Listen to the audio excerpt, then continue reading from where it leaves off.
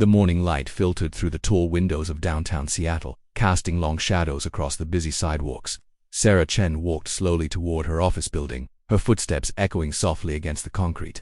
She clutched her worn leather purse tightly, knowing exactly what lay inside. One crumpled $20 bill, her last $20 until payday, still 3 days away.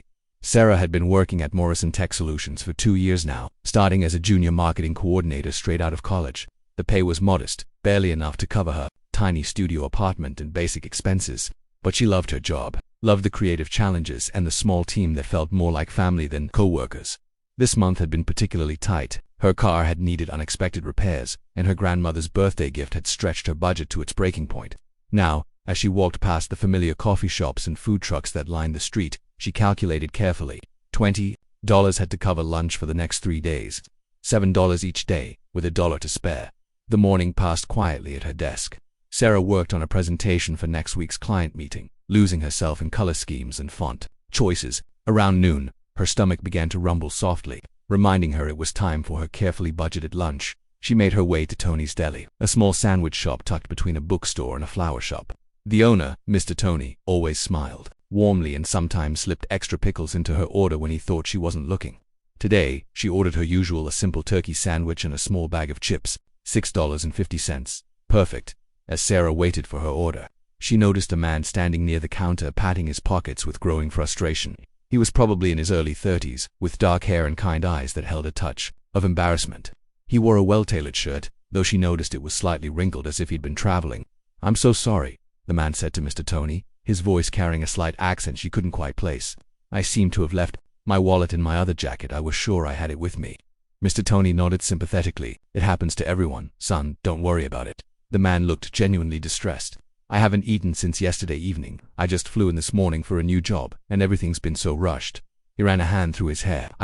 We can come back later with payment, I promise." Sarah watched this exchange, feeling her heart tug with empathy. She knew exactly what it felt like to count every dollar, to feel that sinking sensation when plans went awry. Without really thinking about it, she stepped forward. "Excuse me," she said softly, addressing both men. "I'd like to pay for his lunch." The stranger turned to her, surprise flickering across his features. "Oh no, I couldn't ask you to do that. That's incredibly kind, but you're not asking," Sarah said with a gentle smile. "I'm offering." She turned to Mr. Tony. "Whatever he'd like to order, please add it to my bill." The man studied her face for a moment, as if trying to understand why a complete stranger would make such a gesture. That's really generous of you. Are you sure?" Sarah nodded, though her mind was already recalculating. His lunch cost $8. She'd have 12 left for the next 3 days. $4 per day. She could make it work. Cup of soup and crackers maybe. "What's your name?" the man asked as Mr. Tony prepared their orders. "Sarah," she replied. "Sarah Chen." "I'm David," he said, extending his hand. "David Martinez. I can't thank you enough for this kindness." They shook hands, and Sarah noticed how genuinely grateful he seemed. Not embarrassed or proud, just thankful. She liked that about him. "Starting a new job is always stressful," Sarah said as they waited. "I remember my first day at my current company. I was so nervous I forgot to eat breakfast and lunch." David smiled at this. "Where do you work?" "Morrison Tech Solutions. Just a few blocks from here. A small marketing firm, but I love it there." Something flickered in David's expression.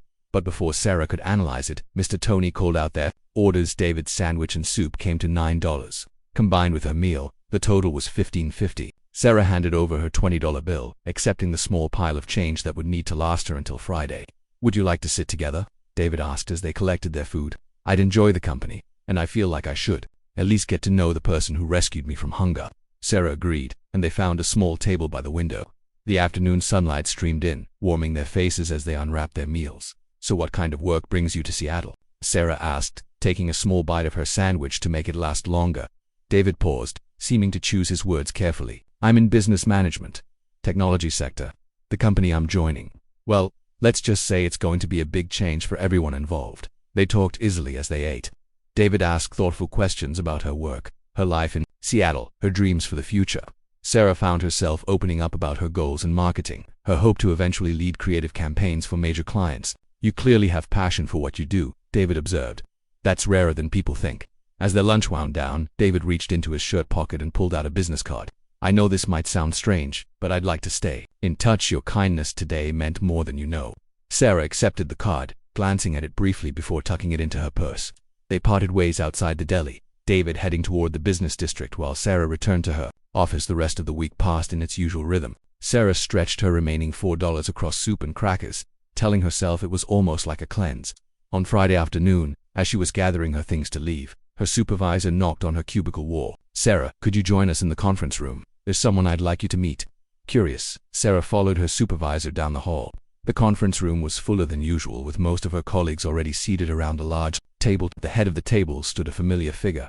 David Martinez, the man from the deli, was wearing a crisp navy suit and addressing the room with quiet confidence. Sarah's mouth fell open slightly as the pieces clicked into place.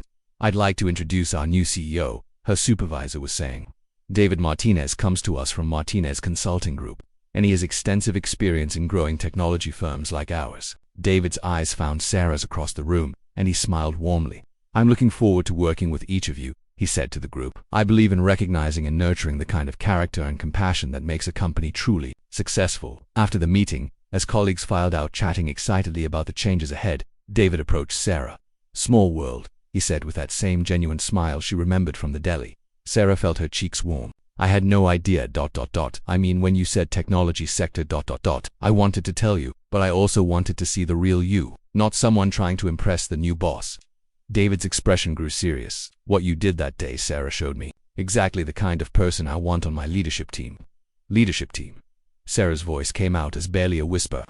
"I've been reviewing personnel files and talking to department heads. Your work speaks for itself, but more importantly, your character does too. I'd like to discuss a promotion with you, head of creative marketing, if you're interested." Sarah stared at him, hardly believing what she was hearing. "But ... you don't even know my work ... I know you gave your last $20 to help a stranger," David said quietly.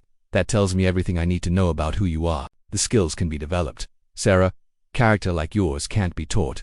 As Sarah walked home that evening, the setting sun painting the Seattle sky in shades of gold and pink, she thought about the strange turn her life had taken. One simple act of kindness, born from empathy and executed without thought of reward, had changed everything.